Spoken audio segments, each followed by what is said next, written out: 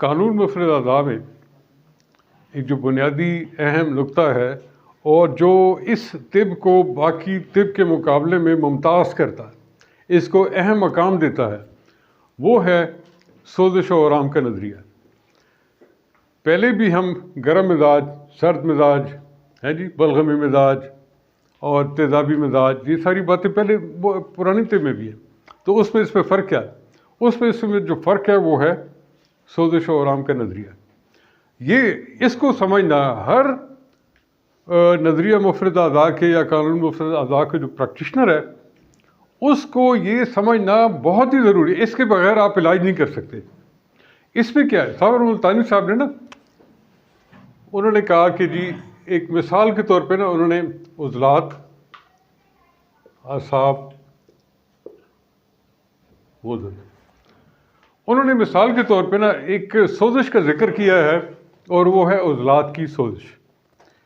साबिर साहब कहते हैं कि उज़लात की सोज़िश जो है ये इंतहाई ख़तरनाक होती है और इसलिए ख़तरनाक होती है कि दिल उज़लात का बना हुआ है। जब दिल के उज़लात पे सोज़िश आ जाए तो वो चूँकि उसको हर वक्त एक हरकत में रहना होता है, तो इसलिए अगर उस पर सोज़िश आ जाए तो उसको बहुत जल्दी ठीक करना चाहिए वरना मौत हो सकती है। यही सोज़िश अगर आसाब में हो तो फिर भी काबिल बर्दाश्त है, यही सोज़िश अगर गुदत में हो तो काबिल बर्दाश्त है, लेकिन अगर उज़लात में हो तो उसको फौरी ठीक करना होगा। वो कहते हैं कि उन्होंने एक तजर्बा पेश किया और वो किया कि आप एक मेंढक का पंजा ले लें।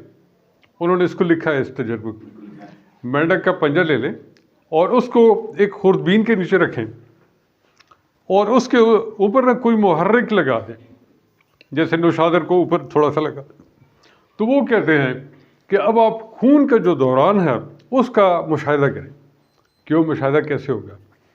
तो वो कहते हैं कि बहुत जल्दी जो है ना वहाँ पे खून की जो नाली है उसके अंदर आप देखेंगे कि जी ब्लड फ्लो तेज़ हो गया, ठीक है, एकदम तेज़ हो गया ब्लड फ्लो।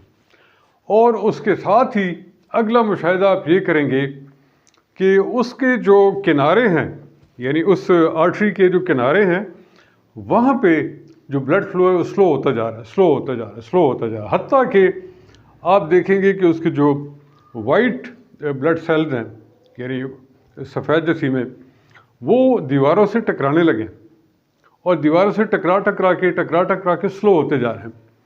और जो उसका दरमियान वाला हिस्सा है उस नाली का, जहाँ पे रेड ब्लड सेल्स जा रहे हैं, वो भी स्लो होते जाएंगे और एक वक्त आएगा कि वहाँ पे बिल्कुल जो है वो उसकी सप्लाई ही बंद हो जाएगी। इसको कहते हैं सुद्दा, खून की शरीयानों का सुद्दा, यानी यहाँ पे रुकावट पेश होगी। ठीक है जी, इस रुकावट को दूर कैसे करना है?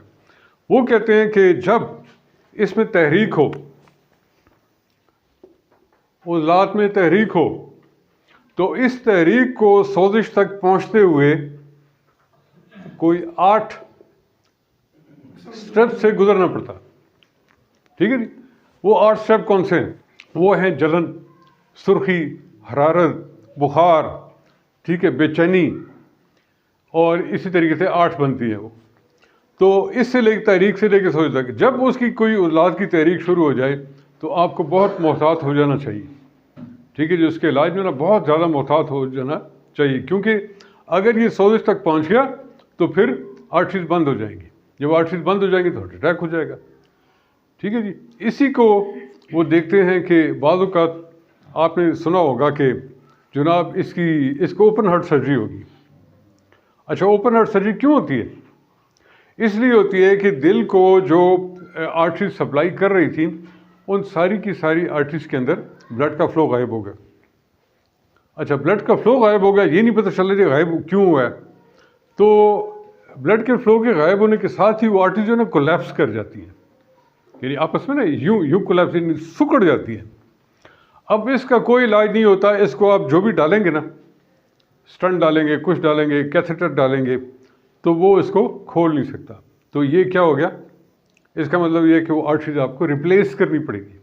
वो फिर रान में से आर्टरीज को निकाल के और उस जगह के ऊपर ग्राफ्टिंग कर देते हैं, तो ये बाईपास ऑपरेशन हो जाता है।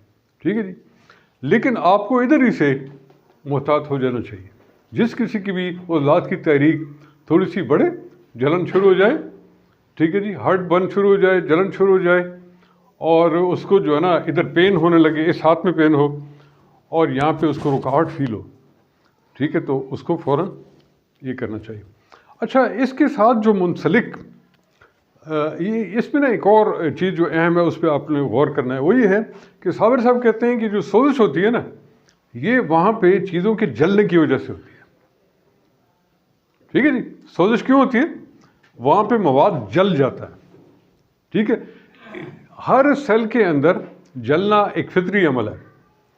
वो अमल क्या है कि ग्लूकोज जाता है, ग्लूकोज का रिएक्शन होता है, कार्बन डाइऑक्साइड वाटर बनता है, इससे जो हरारत खारिज होती है वो जिस्म उसको इस्तेमाल करता है।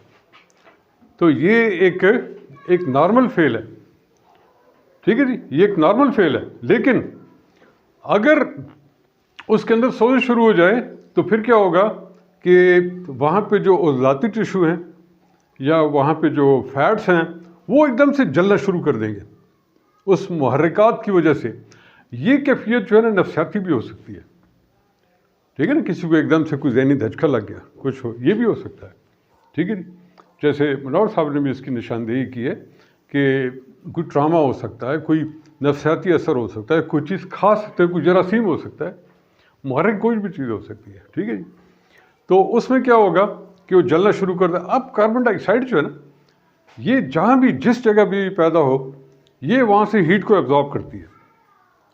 ठीक है जी, इंसानों के अगर इधर हमने इस कमरे को बंद कर दें तो थोड़ी देर बाद ये कमरा हीटअप हो जाएगा। क्यों? हमारे जिस्म से जो हरारत खारिज हो रही है वो कार्बन डाइऑक्साइड उसको जज़ब कर रही है, और जब जज़ब कर रही है तो कमरे को गर्म कर रही है। इससे क्या होगा कि वो जगह जहाँ पे कार्बन डाइऑक्साइड पैदा हो रही है, साबिर साहब ने लिखा कि कार्बन पैदा हो रही है, तो हम इसको कार्बन डाइऑक्साइड ही कहेंगे।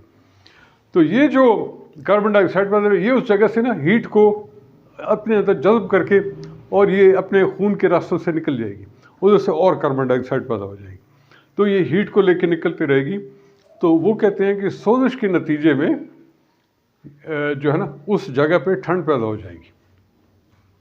जहाँ पे सोजिश होगी वहाँ पे क्या होगा? हमेशा ठंड होगी। गरमाइश की वजह से सोजिश नहीं होगी, गरमाइश की वजह से सोजिश ठीक होगी, नंबर 1। दूसरी बात याद रखिएगा कि एक होते हैं मशीनी अमल और एक होते हैं कीमियाई अमल। ये जो सोजिश है ना, ये मशीनी अमल है। सोजिश जो है ये मशीनी अमल है, कीमियाई नहीं है। हाँ, इसके नतीजे में खून के अंदर जो कीमियाई तब्दीलियाँ आएंगी वो कीमियाई अमल होगा। लेकिन प्राइमरी जो हमें जो पता होना चाहिए कि जी ये मशीनी अमल है, ये कीमियाई नहीं है। ठीक है, यानी मशीनी तरीक़ में होगा ये। यहाँ से हम चलते हैं कि जहाँ पे सोजिश हुई ना, तो इससे खून की रुकावट पैदा हो गई। यानी इस जगह पे जो ऐसा खून आ रहा था, इस पूरे सिस्टम के अंदर यहाँ पे रुकावट पैदा हो गई। जब रुकावट पैदा हो गई तो इसके खून की सप्लाई कैसे होती है? उज़लात से धकेला जाता है गुदद में, और गुदद से धकेला जाता है आसाब में। तो जब उज़लात से उसकी सप्लाई जो है गुदद की तरफ नहीं जाएगी, ये यहाँ नहीं जाएगी, बल्कि खून यहाँ से ना कहीं और निकल जाएगा। ठीक है, यहाँ पे अब 2 किस्म की रतूबात हैं, ये भी जहन में रखिएगा, याद रखने की बात है। 2 किस्म की रतूबात होती हैं। एक होती है रतूबात तिलिया, ठीक है जी, गुरैज़िया, रतूबात गुरैज़िया, तिलिया, असलिया। ठीक है, ये क्या होता है? ये असल में ब्लड का प्लाज्मा होता है। रतूबात तिलिया क्या है? ब्लड का प्लाज्मा होता है। इस प्लाज्मा के अंदर क्या होता है? देखिए, खून जो है ना वो आपके लिए ग़िज़ा लेके चलता है, आपके लिए हार्मोन्स लेके चलता है, आपके लिए मुख्तलिफ गैसेस होती हैं जो खून के अंदर होती है। जैसे नाइट्रिक ऑक्साइड है, ये आर्टरीज को खुला रखती है। ठीक है, ये जो आप ज़बान के नीचे गोली रखते हैं ना नाइट्रोग्लाइसिन वाली, वो इसलिए रखते हैं कि फ़ौरन यहाँ पे नाइट्रिक ऑक्साइड पैदा हो, ब्लड के अंदर शामिल हो और दिल का दर्द दूर हो जाए। ठीक है जी, तो ये नाइट्रोग्लाइसिन रखते हैं। ये नाइट्रोग्लाइसिन का जो अमल है ये आप ज़ाफ़रान से भी हासिल कर सकते हैं। ऐसे नाइट्रस ऑक्साइड भी होता है, नाइट्रिक ऑक्साइड भी होता है। तो ये ऑक्साइड्स हैं। ठीक है, इसको ना लाफिंग गैस भी कहते हैं। इस नाइट्रिक ऑक्साइड को लाफिंग गैस भी, आप केमिस्ट्री की बुक्स उठाए ना या उस पर टाइप करें लाफिंग गैस क्या है तो आपको गूगल बता देगा कि लाफिंग गैस क्या है। ठीक है, तो ये लाफिंग गैस है। तो ये जो आपका खून है, इसका जो प्लाज्मा है, इसमें खुराक है, इसमें नाइट्रस ऑक्साइड है, इसमें और गैसेस हैं जो कुदरत खून के अंदर पैदा की हैं, और इसके अंदर ग़िज़ा भी है, और ये सारी जिस्म में डिस्ट्रीब्यूट करता फिरता है। ठीक है जी। अब चूँकि खून की रुकावट यहाँ पे पैदा हो गई, तो ये जो खून है ना, ये कहीं और चला जाएगा। ठीक है, और इसके इर्द गिर्द खून का बहाव बढ़ जाएगा। जहाँ पे तहरीक होगी, सोजिश होगी, वहाँ पे खून का बहाव बढ़ जाएगा, लेकिन वो उसके इर्द गिर्द होगा, उस सिस्टम के अंदर नहीं आएगा। इसकी जो रतूबाती तिलियाँ हैं वो भी सिस्टम के अंदर नहीं आएंगी। ठीक है, तो वो इसका मतलब ये है कि इसके अंदर जो वेस्ट पैदा हो रहा है ना, सिस्टम का वेस्ट है, जिसको क्या कहते हैं, रद्दी रतूबात। ठीक है, लिम्फ, ठीक है ना, लिम्फ जिसको कहते हैं, लम्फाविया, रतूबात लम्फाविया, वो रतूबात लम्फाविया इस रास्ते से जहाँ से खून इसको जाना था, वो रतूबात लम्फाविया यहाँ पहुँचेगी, तो गुदद को खून नहीं पहुँचेगा। ठीक है जी, यहाँ पे तस्कीन हो जाएगी। मेरी बात समझ, आप लोग मेरे साथ हैं? पता लग रहा है कि हम क्या कर रहे हैं? यहाँ पे जब तस्कीन पैदा होगी, इसका मतलब यह है कि खून की सप्लाई नहीं है। ठीक है जी, ये जो तस्कीन, जैसे गुदद के अंदर तस्कीन होगी ना, तो आपके जो इंसुलिन है, ठीक है जी, बाकी जो हार्मोन्स हैं वो नहीं पैदा होंगे। नहीं पैदा होंगे तो जिस्म जो है ना वो और थक जाएगा और ख़राब हो जाएगा। ठीक है जी। ये जो आसाब हैं, इसके अंदर जो खून की सप्लाई आ रही थी, ठीक है, आसाब के अंदर जो आ रही थी, वो इससे बाईपास होके इस तक खून की सप्लाई आएगी। ठीक है जी, यहाँ पे खून ज़्यादा इकट्ठा हो जाएगा। जब ज़्यादा इकट्ठा हो जाएगा तो खून की गर्मी की वजह से यहाँ पे तहलील हो जाएगी। खून की गर्मी की वजह से यहाँ पे तहलील हो जाएगी। साबिर साहब लिखते हैं कि ये जो गुदद है, जैसे जहाँ पे तस्कीन है, तो कहते हैं यहाँ पे रतूबात इकट्ठी हो के इसके नतीजे जो होता है ना, फालिज होता है, पैरालिसिस। ठीक है, जहाँ पे तस्कीन पैदा हो जाएगी वहाँ पे पैरालिसिस हो जाएगा, फालिज हो जाएगा। तो साबिर साहब कहते हैं कि आपने फ़ौरन जो दवा देनी है वो इस गुदद को तेज़ करने के लिए देनी है।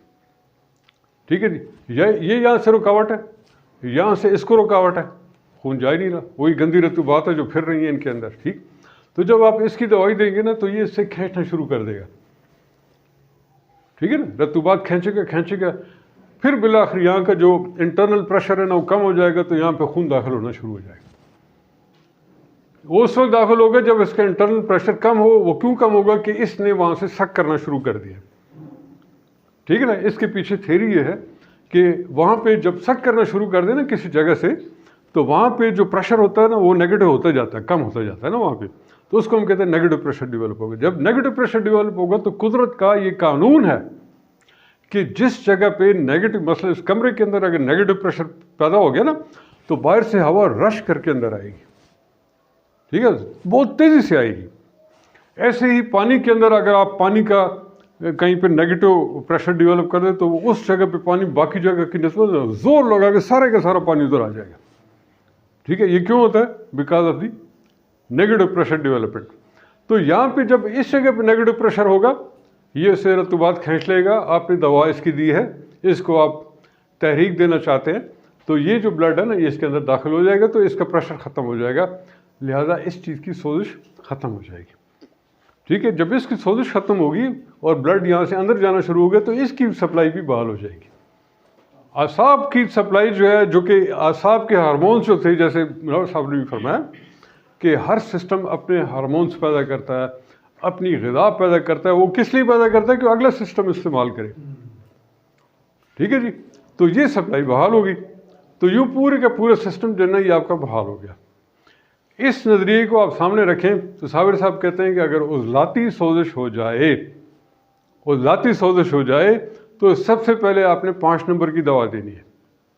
ऐसी दवा दें जो देनी तो गुदद के लिए ना, तो जो गुदद के अंदर हरारत भी पैदा करे, यानी मुहल्लिल हो, और रादे भी हो, ठीक है जी, मुहल्लिल भी हो, रादे भी, यानी रतूबत भी पैदा करे, रतूबत भी पैदा करे, हरारत भी पैदा करे। ये आप इस जगह पे देंगे तो यहाँ पे उसके वजह से कहते हैं कि पहले आप सबसे पहले ये दवा इस्तेमाल कराएं, जिसको भी हार्ट अटैक हो जाए, कुछ हो जाए, सबसे पहले ये दवा इस्तेमाल कराएं, और उसके बाद कहते हैं आप फिर 4 नंबर की दवा दे सकते हैं, ठीक है जी, जो कि मुहल्लिल होगी और खुश्क होगी, रतूबत उसमें नहीं होगी, फिर आप दे सकते हैं बाद में, लेकिन सबसे पहले आपने ये वाली देनी है। इलाज के उसूल के तौर पे आपने, साबिर साहब ने चूँकि फरमा दिया तो कानून है, जो साबिर साहब ने कह दिया वो कानून है, ठीक है जी, क्योंकि नज़रिया मुफ़्त अज़ा को हम सबसे बेहतर वही समझते हैं, ठीक है जी। तो वो कहते हैं ये दे और फिर 4 नंबर की दवा दे दे, तो ये जो प्रेशर इधर डेवलप हुआ है निकल जाएगा, और उसकी आर्टरी जो कोलैप्स हुई है वहाँ पे ब्लड फ्लो शुरू होगा, तो वो भी आर्टरी खुल जाएंगी, खुद ब खुद खुल जाएगी, ठीक है जी। तो ये है नज़रिया मुफ़्त अज़ा का, सोज़िश और आम का नज़रिया, ये आपको किसी और तिब में नहीं मिलता, और ये इतना कामयाब है कि इसके बगैर आप चल नहीं सकते। हमें इसकी समझ किसी को आधी होती है, किसी को पौनी होती है, और कई तो हमारे जो भाई हैं वो ऐसे ही चलते रहते हैं कि बस ठीक है जी, कोई नज़रिया होगा ना, फलाना नुस्खा दे दे तो फलाना नुस्खा देंगे, ठीक है जी। जब आप नफ्स देखते हैं, कारूनर देखते हैं, ज़बान देखते हैं, चेहरे का रंग देखते हैं, आँखों का रंग देखते हैं, तो आपको बहुत सारे अंदाजे हो जाते हैं कि ये सोजिश किस जगह पे हो रही है, इन 3 सिस्टम्स के अंदर किधर सोजिश हो रही है, और इलाज आपने क्या करना है। अगर हम ये समझ गए तो फिर हमारा इलाज जो है ना वो इसका कोई मुकाबला कर ही नहीं सकता इंशाल्लाह, ठीक है जी। इस नज़रिया को समझे, इसको समझने की ज़रूरत है, ठीक है जी। वमा अलैना इल्लल बाग। इसमें सवाल है कि जिस हम बात करते हैं कि तहरीक यहाँ पे रतूबत जमा होगी, तो इस रतूबत को वाज़ेह करें, ये रतूबत कौन सा होगा, और अगर यही तहरीक गुदत में है, असाब में है, तो वहाँ इसका क्या होगा, वहाँ इसकी रादे जो सूरत होगी वो क्या होगी, उसको क्या देना होगा। अच्छा, उसकी सूरत ये होगी कि जैसे कि हमने कहा कि रतूबत 2 किस्म की होती है, ठीक है जी। एक खून की रतूबत है जिसको आप ब्लड प्लाज्मा कह सकते हैं, रतूबत तिलिया कह सकते हैं, ठीक है जी। वो कारामद है, उसके अंदर हीट भी है, उसके अंदर ऑक्सीजन भी है, उसके अंदर हार्मोन्स भी हैं, उसके अंदर जो है ना ये सारी चीज़ें हैं, हरारत भी है, वो सारी की सारी जिस्म में जो है ना वो तकसीम करती जा रही है, ठीक है। दूसरी जो रतूबत है ना, वो जब खुलिए इस रतूबत को इस्तेमाल कर चुके होते हैं, तो इसमें से वो हीट भी ले लेते हैं, हार्मोन्स भी ले लेते हैं, इसमें से ग़िज़ा भी ले लेते हैं, गैसेस भी ले लेते हैं, तो ये रद्दी रतूबत है, इसको कहते हैं लिम्फ, ठीक है जी। लिम्फाविया, रतूबत लिम्फाविया, ठीक है, लिम्फेटिक सिस्टम, ये यहाँ से जो है ना हुदूद जाज़बा जो है, जब ये रतूबत अपनी बाहर निकालते हैं तो हुदूद जाज़बा उस रतूबत को लेके अपने सिस्टम के अंदर डाल देते हैं, ठीक है ना। वो फिर लिम्फेटिक सिस्टम के थ्रू वो तिल्ली में और उसमें पहुँच जाती है जिगर में। अगर तहरीक हो गुदत के अंदर, ठीक है जी, अगर गुदत के अंदर तहरीक हो तो फिर भी यहाँ पे कोई ना कोई मुहर्रिक होगा, ठीक है ना। इस तहरीक को पैदा करने वाला मुहर्रिक होगा, जैसे बीपी हाई हो गया, ठीक है। अब उसका बीपी तो हाई हुआ है, लेकिन क्यों हुआ है, उसका कोई मुहर्रिक होगा, ठीक है। कोई ग़िज़ा होगी, कोई कबाब होंगे, कोई अंडे होंगे जो बंदा खाता रहता है और उसका बीपी हाई होता रहता है, गोश्त होगा बहुत सारा, ठीक है, यानी गर्म चीज़ें, ड्राई फ्रूट्स भी हो सकते हैं। तो यहाँ पे हुदूद के अंदर अगर तहरीक पैदा हो गई, यानी सोजिश की हद तक तहरीक पैदा हो गई, तो ये फिर बंदे को बहुत ज़्यादा बेचैन रखता है जी। इतना बेचैन रखता है कि बाज़ औक़ात तो ये जो है ना हेपेटाइटिस सी की तरफ चल गया, जिगर की सोजिश हो गई है, ठीक है ना, जिगर की सोजिश हो गई है, हेपेटाइटिस बी हो सकता है, ये जो है ना ये अपना यरकान हो सकता है। अगर गुदत की सोजिश हो गई तो यरकान हो सकता है, क्यों कि इसके अंदर इसके जो लिम्फेटिक सिस्टम वाले यानी वो जो रद्दी रतूबत है, वो बजाय इसके कि अपने सिस्टम के अंदर से निकल के अखराज पाए, वो खून के अंदर जमा हो जाती है, तो उसके आंखों का रंग पीला हो जाएगा, बिलिरुबिन जमा हो जाएंगे, ठीक है जी। अच्छा, उसके बाद जो है ना तस्कीन किधर गई, आज साहब में आ गई तस्कीन। आज भी मुनव्वर साहब ने भी इसका जिक्र किया कि तस्कीन इधर आ गई। जब तस्कीन इधर आ गई तो अब इसकी जो रद्दी रतूबत है वो यहाँ पे आके जमा हो जाएगी। ठीक है जी, रद्दी रतूबत यहाँ पे आके जमा हो जाएगी। ठीक है, यहाँ पे आपने इसको रद्दी रतूबत जहाँ पे जमा हो गई है, तो तहलील कहाँ पे होगी? उज़लात में। तहलील यहाँ पे, यानी ब्लड का जो पूरा फुल फ्लो है ना, उधर चला गया। ठीक है जी, इसकी वजह से भी बीपी हाई हो सकता है, क्योंकि आपके पूरे का पूरा ब्लड फ्लो इधर चला गया। ठीक है जी, दिल के अंदर बहुत ज़्यादा प्रेशर पड़ेगा, इससे भी बीपी हाई हो जाएगा। अब यहाँ पे जो आप अद्वियात इस्तेमाल करेंगे इस आसाब के लिए, वो आपने 6 नंबर और 1 नंबर अद्वियात इस्तेमाल करनी है। ठीक है जी, 6 और 1 इस्तेमाल करनी है। शुरू में आप इसको 6 को इस्तेमाल करें, तो यहाँ पे चूँकि यहाँ पे जो आसाब जो होते हैं, ये हुक्म रसा आसाब जो हैं, हुक्म रसा ये 6 नंबर हैं, और जो ये खबर रसा है, ये खबर रसा हुक्म 6 नंबर है। ठीक है जी, और 1 नंबर जो है ना, ये हुक्म रसा है। ठीक है, सबसे पहले आपने ना ये जो आसाब है इसको आपने मुतहर्रिक करना है। जब इसको मुतहर्रिक करेंगे तो ये क्या करेगा कि इससे खींचना शुरू कर देगा जो गंदी रतूबात यहाँ पे जमा हो गई है। ठीक है जी, जब इसको खींचना शुरू करेगा, इस तरफ लेके आएगा, तो फिर वही बात है कि इसके इस पूरे सिस्टम के अंदर एक नेगेटिव प्रेशर डेवलप होगा, क्योंकि खींच रहा है ना उसे। जैसे आप देखिए, सिरिंज के एक कोने को आप बंद करें और इसके पीछे जो उसकी पिस्टन होता है उसको आप खींचें, तो आपको पता चलेगा कि अब मज़ीद नहीं खींचा जा सकता, एक जगह पे आके रुक जाएगा। क्यों? उसके अंदर जो प्रेशर था ना वो नेगेटिव हो गया, उसके अंदर जो हवा थी वो आपने फैला दी, पीछे खींच ली, तो नेगेटिव प्रेशर डेवलप। अब ये जो ही आप उंगली हटाएंगे तो हवा रश करेगी, उसके अंदर जाएगी। हवा जो है ना बहुत तेज़ी से उस सिरिंज के अंदर जाएगी। ऐसे ही जब एक बंदूक से फायर होता है, तो फायर की जो आवाज़ है ना वो कौन सी होती है पता है आपको?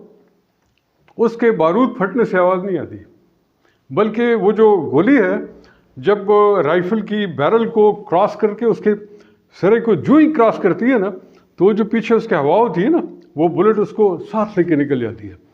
तो वो जो बाहर से हवा दाखिल होती है बहुत तेज़ी से उस नाली के अंदर, तो उसकी आवाज़ होती है। और साइलेंसर का उसूल भी यही है। जो साइलेंसर होते हैं ना, जो पिस्टल गाड़ी की तरह ना, ये जो पिस्टल का साइलेंसर होता है वो भी इसी उसूल पे बनाए जाते हैं कि वो एकदम बंद हो, गोली के निकलते ही बंद हो जाते हैं, तो हवा तेज़ी से दाखिल नहीं हो सकती। ठीक है तो ये नेगेटिव प्रेशर जब डेवलप होगा, तो यहाँ पे जो ये रतूबात है, जो इधर खून रुक गया था, वो अंदर आना शुरू हो जाएगा। ठीक है, इसकी सोजिश ख़त्म हो जाएगी, वो ब्लड जब इधर आएगा तो असाब को पहुँच जाएगा। ठीक है जी, और असाब का अपना जो फ्लो है वो नॉर्मल चैनल के अंदर चला जाएगा।